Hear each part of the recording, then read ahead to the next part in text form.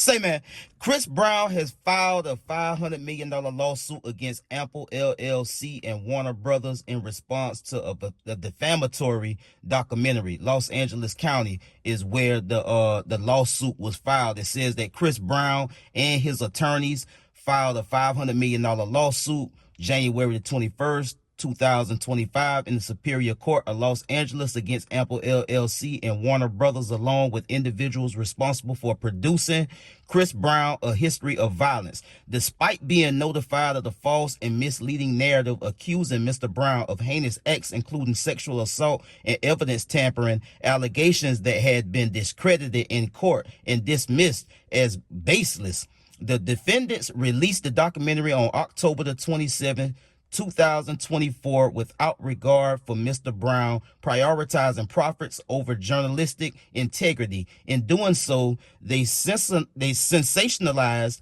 debunked claims to drive viewership and venue recklessness, damaging Mr. Brown's reputation and spreading false information to the public. To be clear, Mr. Brown has never been found at fault for any type of sexual crime.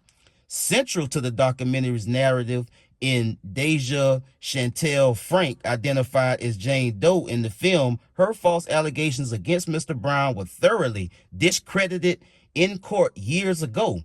Frank is a documented predator of domestic violence with a history that includes physical assault and threats of violence against her romantic partners. Specific to Mr. Brown, it is evident that any interactions and relationships between him and Miss Frank were consensual. This is supported by numerous text and voice messages sent by Miss Frank to Mr. Brown, in which she actively pursued a relationship with him.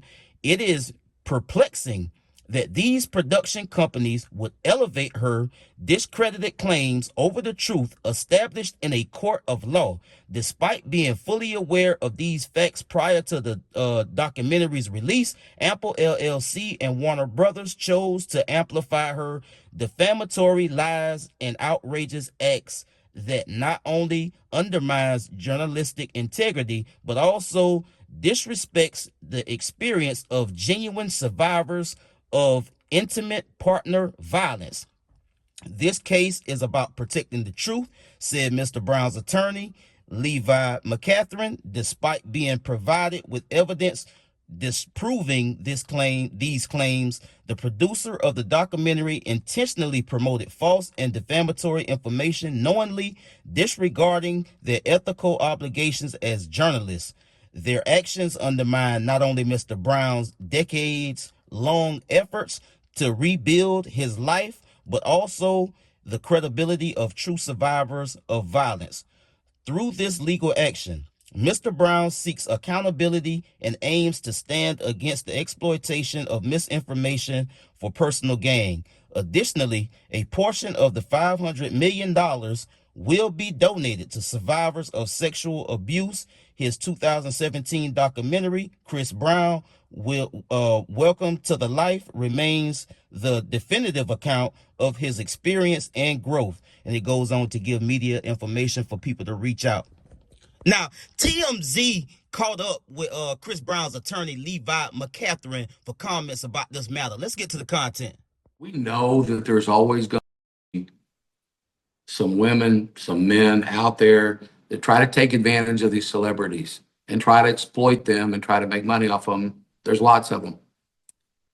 Where this could be stopped and where the responsibility has to lie is with people like Warner Brothers.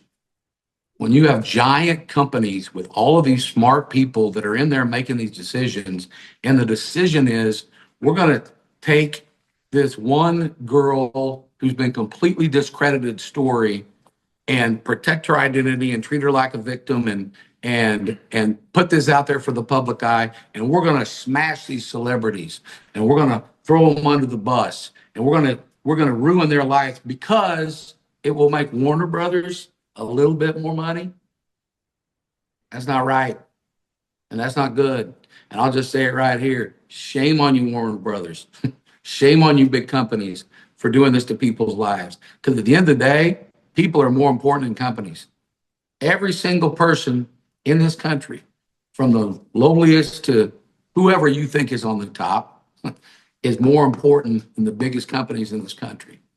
Again, for people to continue to profit off of his name and at the same time hurt his name is ridiculous. So the producer, the director, the people involved, the distribution company, the folks that show it, all of them need to be held responsible so they'll quit doing this to Chris. Secondly, I think the message he wants to get out strongly is after 15 years of just kind of laying down and trying to take it and apologizing, he's tired. He's tired. People keep coming after him and exploiting him, exploiting his name, exploiting his talent, exploiting his brand for these cheesy documentaries, and he's done with it. He's going to do something about it. Chris has apologized and sought treatment and paid thoroughly for the terrible things that happened with Rihanna. He's a new guy. It's a new time, and he's trying to move forward to basically be the Chris Brown that the world deserves. So do you feel The like talented next Michael Jackson. Now, before I get out of here, I also want to end with this write-up from USA Today about the current situation with Chris Brown. The headlines reads this: Chris Brown sues Warner Brothers for $500 million over a history of violence documentary.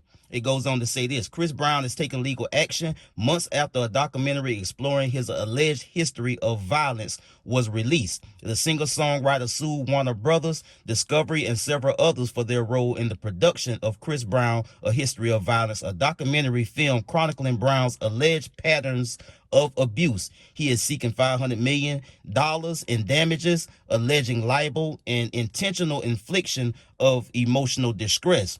It goes on to say the investigation Discovery documentary Screaming on Max is a compilation of many claims made against Brown over the years, strung together to create a picture of a violent man whom the entertainment industry has granted a pass. Brown has denied many of the allegations against him and has never been found guilty for any sex-related crime. The recent suit cites that fact and contends he has taking responsibility for past wrongdoings.